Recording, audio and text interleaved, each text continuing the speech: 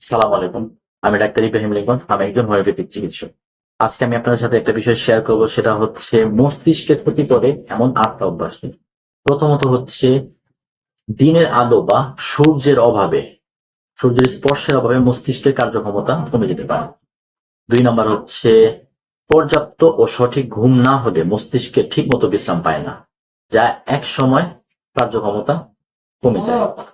3 number হচ্ছে চিনি বেশি খাওয়ায় মস্তিষ্কের সঠিক কার্যক্ষমতায় বাধা সৃষ্টি করে এবং স্মৃতিশক্তি দুর্বল করে দেয়।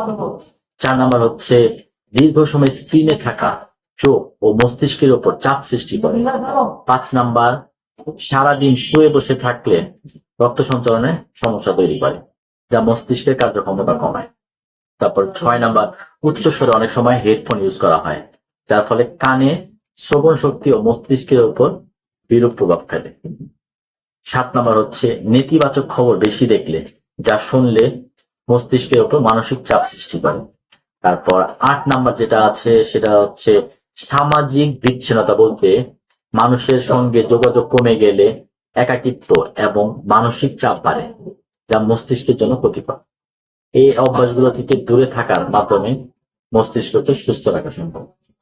আশা করি আপনারা সকলেই সুস্থ থাকবেন, ভালো থাকবেন। ধন্যবাদ।